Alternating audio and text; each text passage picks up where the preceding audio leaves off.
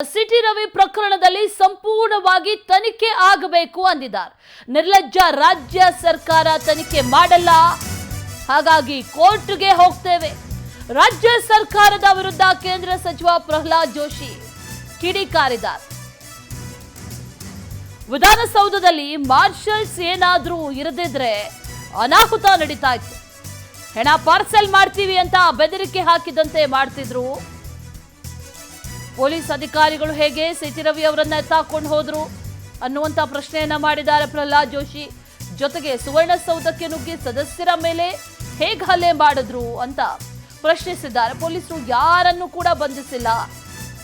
ಆಕ್ರೋಶವನ್ನ ಹೊರಹಾಕಿದ್ದಾರೆ ಈಗ ಪ್ರಹ್ಲಾದ್ ಜೋಶಿ. ರಾಜ್ಯ ಸರ್ಕಾರ ಇದರ ಬಗ್ಗೆ ತನಿಖೆ ಮಾಡಲ್ಲ, ಹಾಗಾಗಿ ನಾವು ಕೋರ್ಟ್ಗೆ ಹೋಗ್ತೇವೆ ಅಂದಿದ್ದಾರೆ. ಗೃಹ ಇಲಾಖೆಯ ವೈಫಲ್ಯ, ಪೊಲೀಸರ ರಾಜಕಾರಣಿಗಳ ಕುತಂತ್ರ, ಪೊಲೀಸರ ದುಷ್ಕೃತ್ಯ ಯಾರಂತನೂ ತನಿಖೆಯಿಂದ ಹೊರಗೆ ಬರ್ತದೆ. ನಾವು ತನಿಖೆ ಕೋರ್ಟ್ಗೆ ಹೋಗ್ತೀವಿ. ಅರೆ ಅದು ಒಂದೇ ಕಾರಣ ಅಲ್ಲ, ಅದು ಒಂದೇ ಕಾರಣ ಅಂತ ನಾ ಹೇಳಲ್ಲ.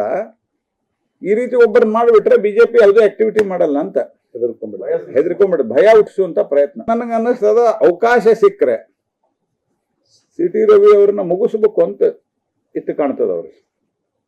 ಆದರೆ ಸರಿಯಾದ ಅವಕಾಶ ಸಿಕ್ಕಿಲ್ಲ. ಮತ್ತು ನಮ್ಮ ಇನ್ನೊಬ್ಬರು MLC ಕೇಶವ ಪ್ರಸಾದ್ ಅವರು ಸತತವಾಗಿ ಹಿಂದಿದ್ರು, ಮತ್ತು ಕೆಲವು ಮಾಧ್ಯಮದವರು, ಅದರಿಂದನೇ ನಮಗೆ ಲೈವ್ ಲೊಕೇಶನ್ ಸಿಗ್ತಾ ಇತ್ತು.